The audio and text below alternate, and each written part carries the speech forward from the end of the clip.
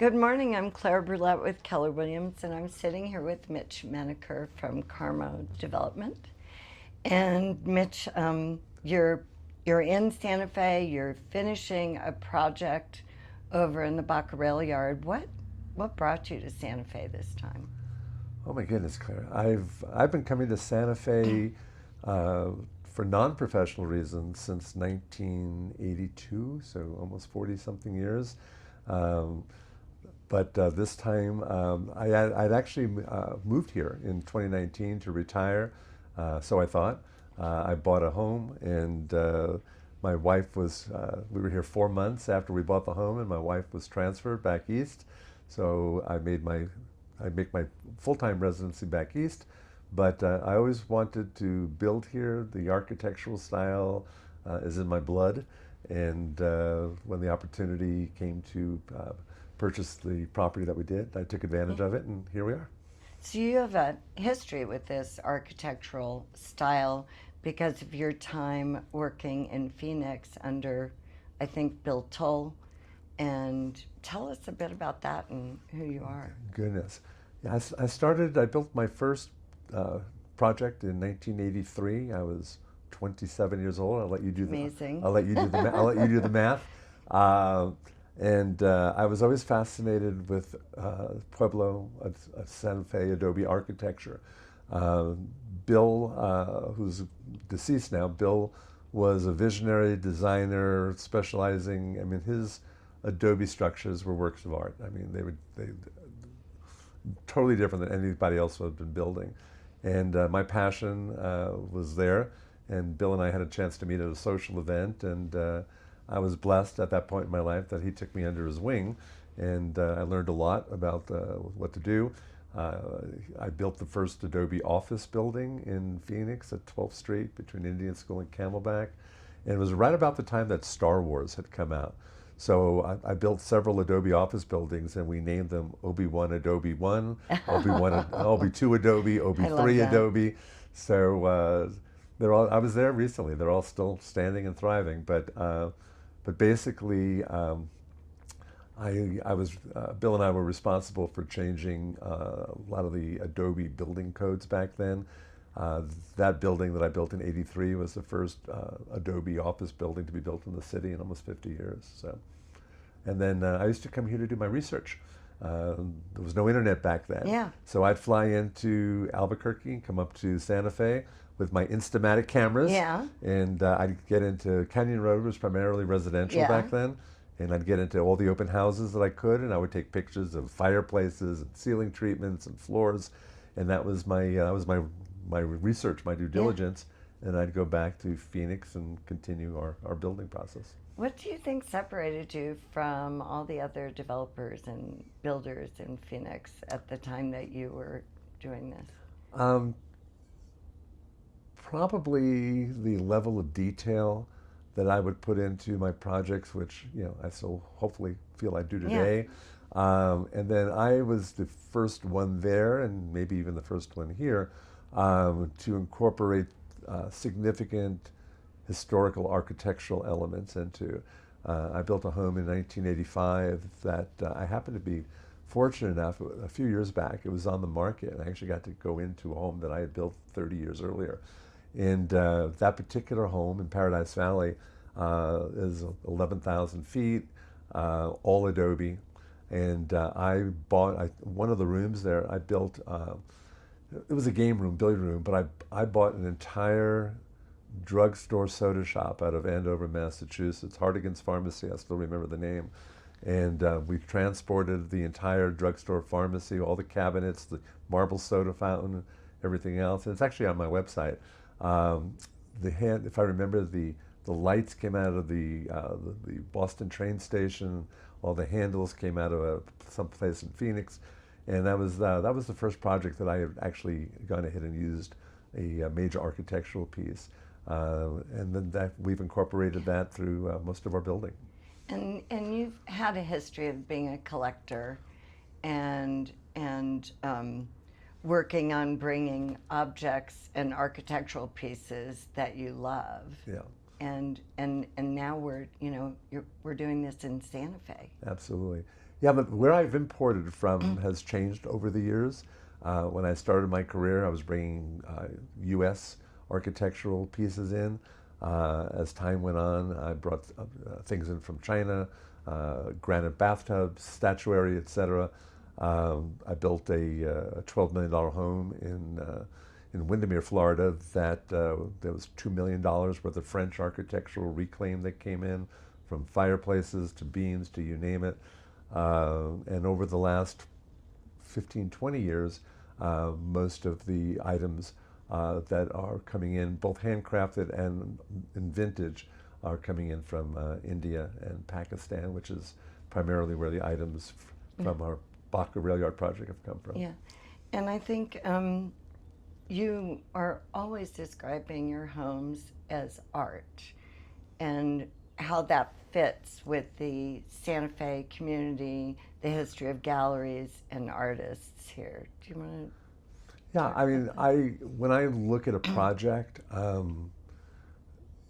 mean, if a painter uses canvas, some use wood to go ahead and paint their subjects on. Some people sculpt. Some people do lots of different things. Building a home is my artistic expression. So when I look at a project, I just don't look at the blueprint and say, okay, I can go to such and such a cabinet place or such and such a mirror place. I look at it, and the blueprint is my canvas, if you will.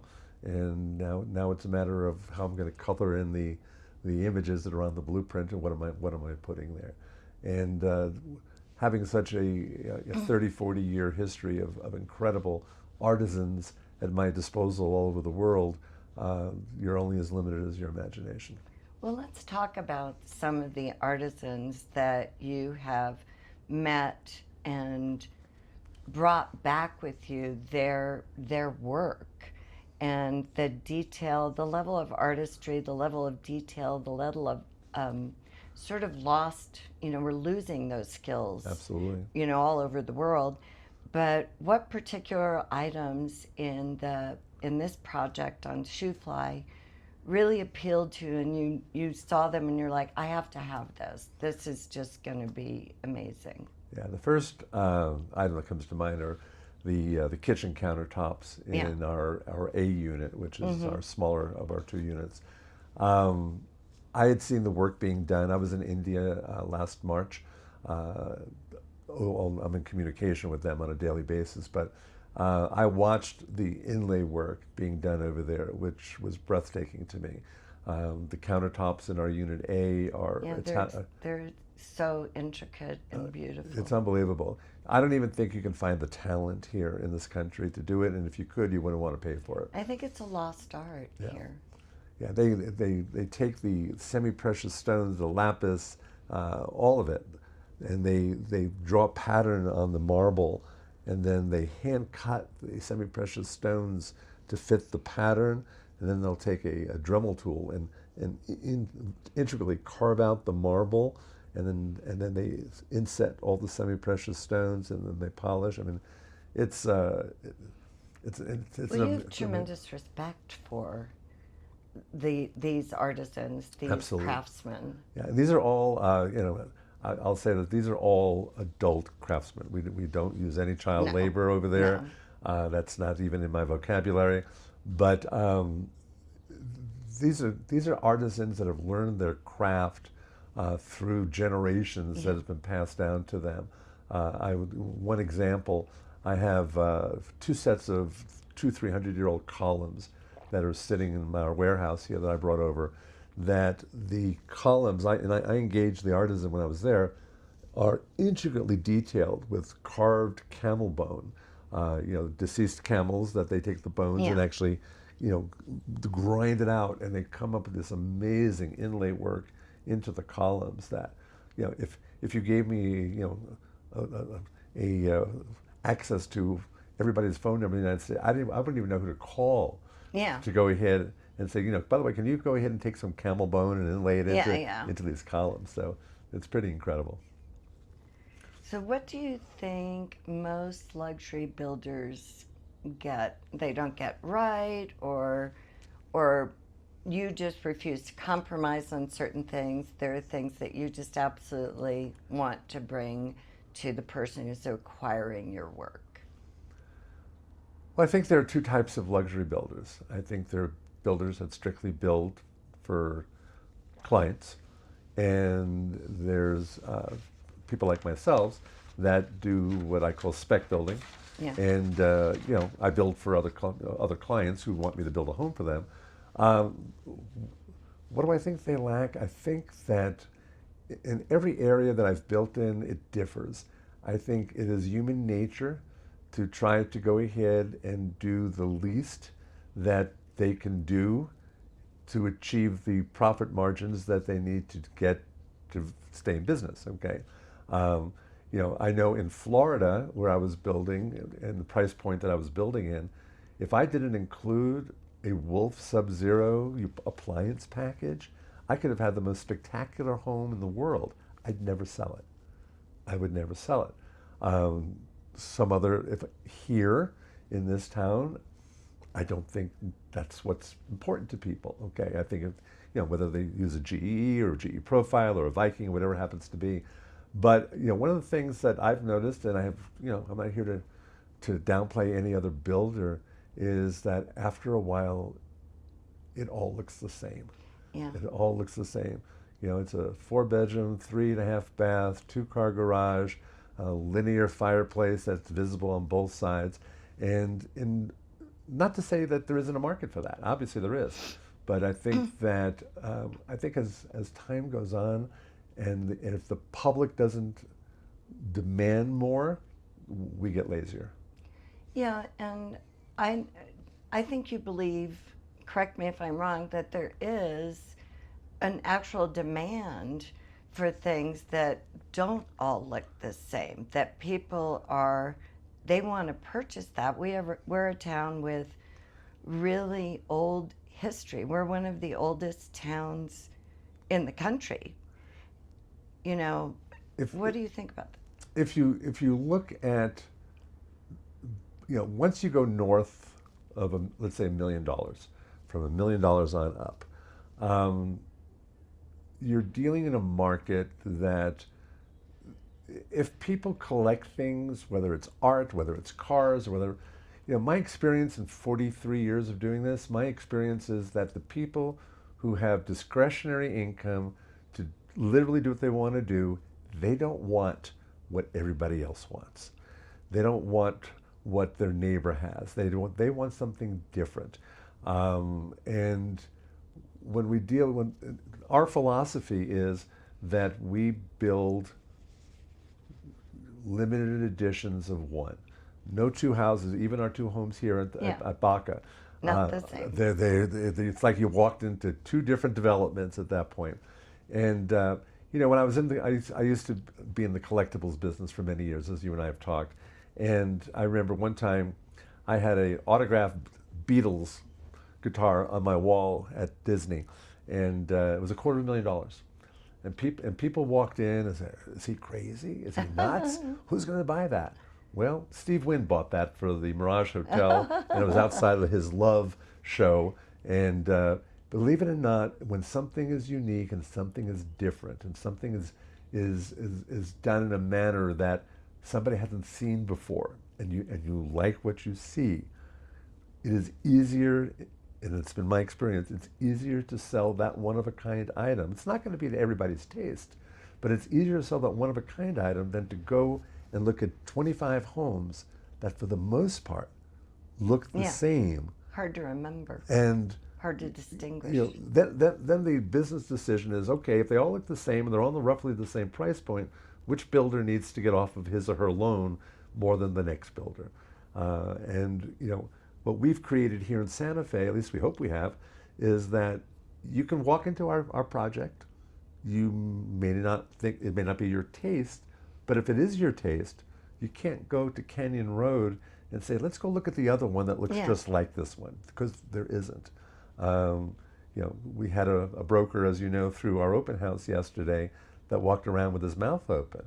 He said, I've been doing this 25 years. He said, I've never seen anything that looks like this. And that's what we want to capture the buyer that is looking not just for a home, but looking to make an artistic expression. No different than if you went to Right. Canyon Road and you bought a piece of sculpture to put in your home. And you want them to have an experience. Yeah, you cannot walk through my homes without wanting to touch Yes, and it's feel. very tactile, Yeah, absolutely, very sculptural. absolutely. Um,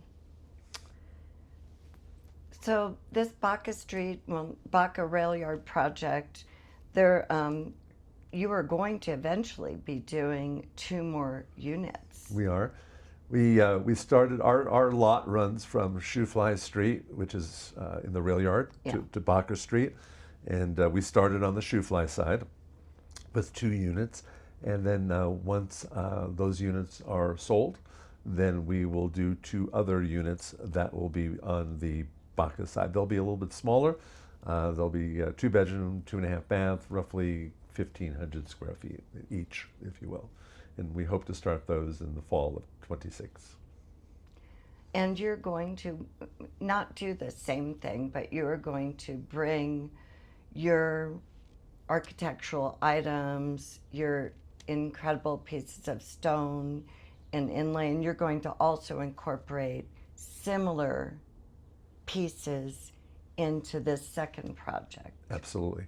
Many of them are already here. They're in our warehouse here in Santa Fe. We brought them over in our containers that we brought the pieces in for the first unit. But once we, God willing, put these 2 under contract and they sell, I'll be going back to India to kind of fill in what I need to fill in for the project. But yeah, we were thrown a curveball importing President Trump's tariffs at the time, which were not in place Yes. when I bought. Although they say that we should get a refund. I'm not sure I'll live long Yeah. enough to see the refund, but again, the artisans that work with me over there are all wonderful business people, and we bring we bring a product to the American market that not only makes us proud, but they are actively invested in making sure that we're successful, because obviously there's a pride of ownership and a pride of production Yeah. that they have over there as well.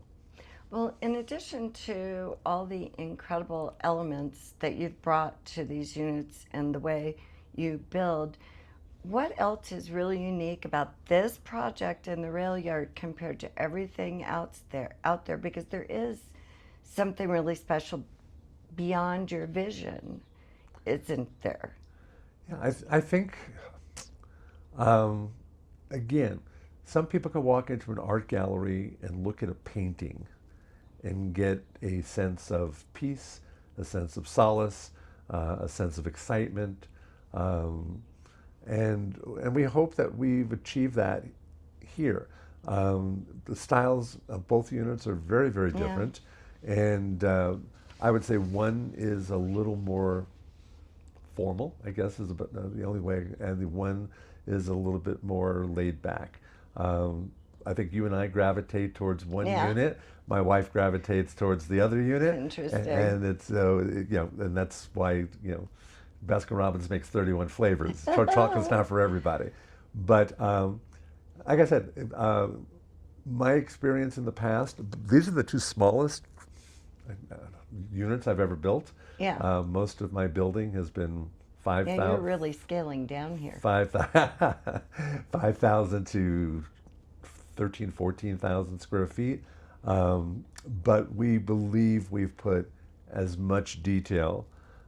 First time in my 40-year career, we've used backlit, LED backlit Yes. stone showers, for floor to ceiling, semi-precious stone Yeah. onyx, that when you turn on the LED backlights, it's like you're stepping into a luxury It's an spa. incredible wow factor. It's stunning. Everybody that sees it. Yeah, as you know, yesterday it's at open just- house, I was downstairs. I think Bob was upstairs, Yeah. and he You were was, waiting for it. and I was sitting waiting. And when he turned on the LED lights to the agate shower upstairs, Yeah. I heard a shriek come out of the client that was Yeah. going through the house. So Yeah. Well, That's it really is. That's an experience. It's like being in Aruba in some incredible blue water. yeah, But the other thing that I think is really amazing that you were able to do is acquire this piece of land, this lot, to put your homes on. And it's fee simple. yeah, There is no land lease. So it's really unique yeah. to that area. Yeah, most for those of people that are not familiar or not from the area, the rail yard district, both the original rail yard and the Baca rail yard, all the land for the most part that comprised the rail yard is owned by the city of Santa Fe. Uh, 25, 30 years ago, they engaged uh, a company referred to as the rail yard to actually Yes. manage that property for them. So the city owns it, the rail yard manages it, and as you've pointed out, all of the land that is owned by the rail yard is land leased. Most of the galleries, the office buildings, the movie theaters, etc., are all on 99-year land leases, Yeah. if you will. Our property, as you've pointed out, is fee simple. So there are condominiums, there'll be a condominium association, but the property currently is owned by our company and not the rail yard. And for those properties that are owned by the rail yard, you're paying a mortgage. If you have a Yeah. mortgage, you're paying an association fee, and on top of that, you're paying a ground lease Yeah. fee as well. So it's really important for the buyer, you know, to know that that there is no land lease, Correct. and at that price point, it really doesn't make sense to have one. But that's unique. It is, and there are a lot of lenders, quite honestly. Yeah. I was actually looking at developing a property at the rail yard, a commercial property, and there was only one lender in town that would actually lend on a ground lease, even though it's 99 years. So it also, for clients that are potentially looking to finance Right. their acquisition, Makes it easier. it makes it much easier to work on a fee simple. So I know that you've been working on this for 3 years, Mitch. Yes. We, And- we bought the property in February of 23. So we are about to just ready to go and sell and ready for the new owner to come in. Who do you think that buyer is going to be? Do you have any ideas about who that might be? Yeah, my track record on predicting buyers is probably not as strong as I wish it was, but just based on past history, my buyers in Arizona when I was building there were primarily locals. My buyers in Florida were 50-50, 50% local, 50% out of the country. The last home I sold, the gentleman was from the Isle of Man. And my bet, I can't tell you which city, but my bet is that this will be an out-of-town buyer. If I were to guess, I would probably say San Francisco, LA, Denver, New York, Chicago.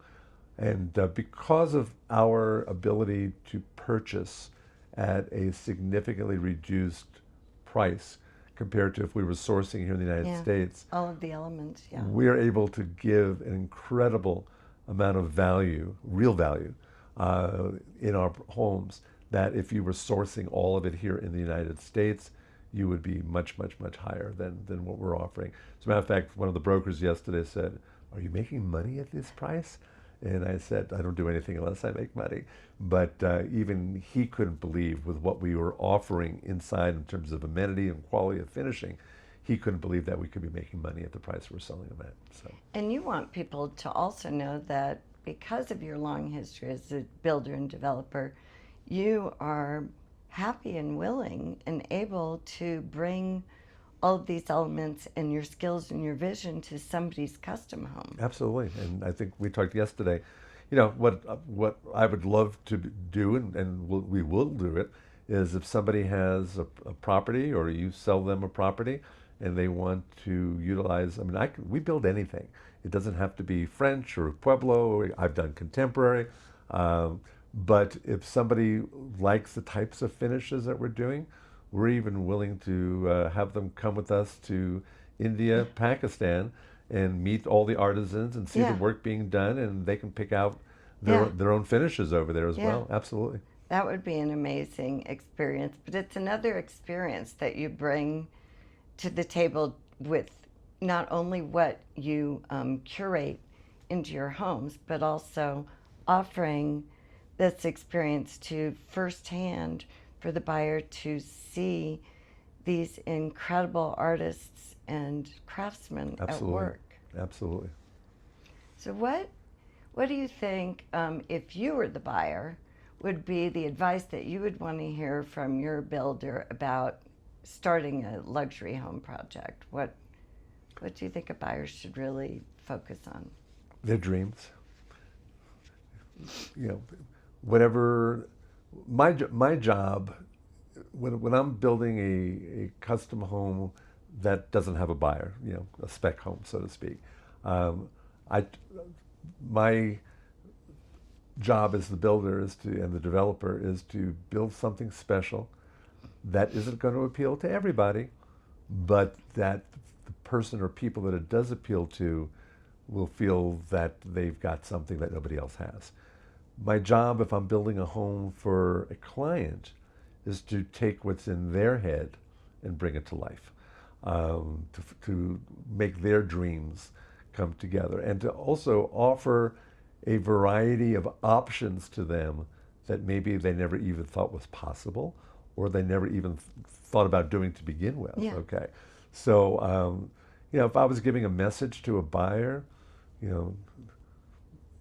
if you had a magic genie Aladdin lamp in front of you and you rubbed on the lamp and you can have your wish of what you want to do, let's look at what the wish is, and I assure you that that the quality and the ability to make that come true is certainly within all of our power to do so.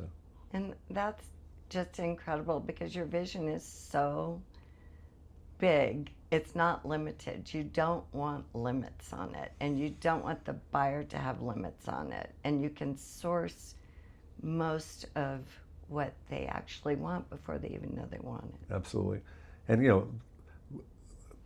I've I have the ability. I mean, certain semi-precious stones and slabs and marbles and onyxes that you'll see in our Baca home. If I sourced it all here in the United States, would be significantly more expensive. So we can bring, without cutting corners or quality or anything, just because that the standard of living is different there. The people I work with pay their people great wages.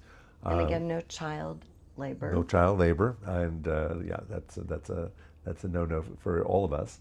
And I am always impressed and flabbergasted because every time I see, whether it's in person or video, I'm just dumbfounded at just the raw talent that exists over there, and forgetting for a client, but at least for me, that I'm only as limited as my imagination. My imagination tends to be a little bit more out there than most people's. But if I want to, we talked yesterday with your partner about the area underneath the staircase in Unit A, and whether we can do a door and storage. There's all kinds and I said, I send them the dimensions, we tell them what we want, and they'll make anything that I ask them to make. I love it. It's no limit. So what do you want to say to a prospective buyer who's thinking about coming to Santa Fe and building a custom home with you? If you're looking for a totally immersed experience that results in exceeding your dreams and your expectations, you owe it to yourself to sit down with me. Yeah. Doesn't mean you're going to hire me. Doesn't mean that we're going to get the job. But I think that, interview all the other builders that you want to interview and save me for last. Yeah. And let me show you how we can hopefully earn your business and give you a over-the-top product at a reasonable price that will be different than anything else that's here in Santa Fe. And what do you want to be way past when you retire, which I know you're never going to do? I've tried. What do you want your legacy in Santa Fe to be? Do you want people to watch in and go, oh, I know Mitch built, walk in and sometimes you can see who built it? What do you want people to be able to say about you? Well, it's funny because when I was home last time and I spoke to my wife, I wasn't necessarily limiting it to Santa Fe, but I already have the words picked out for my tombstone. And it's 2 words. He tried. Those are my 2 words. I tried this, I tried this. It doesn't mean that always worked. No. But at least I tried. And hopefully over 43 years of doing this, I don't skin my knees as much as I used to in the early days. Well, you know what, Mitch? I think you need to add 2 more words. No limits. No limits. I can't thank you enough for the experience since I've met you, since I've watched this project be finished. And just every time I talk to you, there is a wonderful new bit of information about how this all came together, how you went to India and Pakistan, how you saw things that you thought about, and you're thinking, oh, I can do this. I can bring this back. This is incredible. I want to show it to the world. And I really am so grateful to have encountered this and to really experience it with you. Thank you. You've been a dream to work with, and Bob, of course, I've known for 7 years, and I know you're going to sell these 2, Oh, yes. and then we'll move on to the next 2. I can't wait. And I'll leave you with a little nugget. Yes, please. When I was in India last time, my colleagues over there, they own a 450-year-old, what they call a haveli, which is an Indian mansion. Okay. That was from the Rajasthan section of India. It is currently dismantled and in their warehouse, and we are partners now, and we will be bringing that home here to Santa Fe, and we're going to have you find us a lot. Yes. And we are going to. My brain is already working. And we are going to recreate this 450-year-old mansion into a luxury residence here as well, with a guest house. That will be so amazing. So we're excited. I've got photos and everything else of that, but that'll be God willing, a 2027 project. So. Oh, it would be amazing. For what you bring to Santa Fe is extraordinary, and I just have deep respect and am very honored to have participated with you. And I want to thank Brian for really helping us coordinate everything. Thank you, Brian. But mostly I really want to thank you, Mitch. And I know you're going back to Florida for a bit, but it's been New Jersey. But it's been a real pleasure, and it will continue to be a pleasure. And it's been a tremendous opportunity to learn. Thank you, Claire. So I can't thank you enough. My pleasure, and let's knock this one out of the park. Yeah, and let's go. I still got more houses left in me. So I know, that's wonderful. It's so exciting. thank you. Thank you.